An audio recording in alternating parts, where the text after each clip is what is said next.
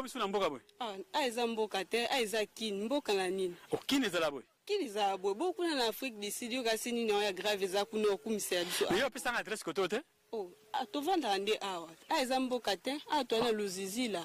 Na Kinshasa. Mais talande na toki na to transférer na uti musika kuna na yebi côté te, hein. Yo yeba ko boma côté. Te babo mon. Non, ça que linga to ebisinga passer na oluka bien sûr mais il faut ebisanga qui était na boy na tout ça mais ba pesinga ba adresse na to tuna ti talande na komi, hein.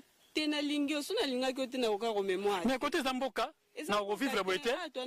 Non, en tout cas vraiment non. Zamboka te eza Kinshasa, ese mboka ezala bo. Eza mboka te, eza luzizi la batebele ba e bango te bakazara ke non kisha sezara kuna. A pezaka na Kinshasa. Mais a toza luzizi les mboka te ya grave peza kuna. Na ko vivre te parce que vous allez na ba village natal na biso na ba yete ba munkoto tout ça ou vraiment na ko vivre te kamuto tu vraiment fui d'ici boy comme ça na ba niveau talane binde na komi naza desi premièrement passé ata non je suis désolé. Non, je suis désolé. Nakoya sukuluka yo boye te. Nakoya te parce que na ko vivre te. Na ko vivre na ba condition oyote. Non, talane na komi na santé o ya Somalie. Donc na komi ko konda. Obligé à coller. Je te dis vrai que na ko vivre vie oyote. Et na ko wala bazamba ko tola ba moto ba risque non na wa sala côté. Il y a beaucoup de obi ba criminels comme ba clown na ba ni tout ça na mboko. Ba kinapenga.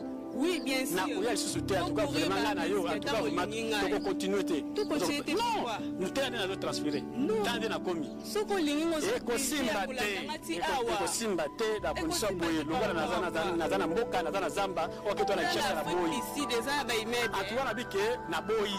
Na boyi. Soko lingi bimana na vérité awa ngana ko simba te na boyi. Soko lingi nga pe solo. OK, merci beaucoup vraiment. Je suis désolé na yo. OK. Te. Soko lingi moi soko courir ba risque. Ah, nyoka ba bimela na boyi. Comment na mabo nyoka bimelinga mabo so aso na suka. Il faut courir ba risque parce que lingi ngai. Et Simbate. Et Simbate pourquoi? Non, I don't want. Naboyi. Oza bichante. Kende na soko kende, soko lingi ngai o lingilanga leta, soko lingi ngai to tiki ngai ba mibali be boye. Olandela nga seke pona intérêt.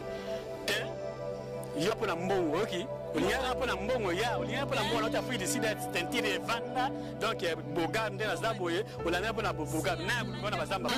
Donc non. Pas de loin de ça. Ngai na te na boyi. Je m'en fous. Donc na boyi ouais.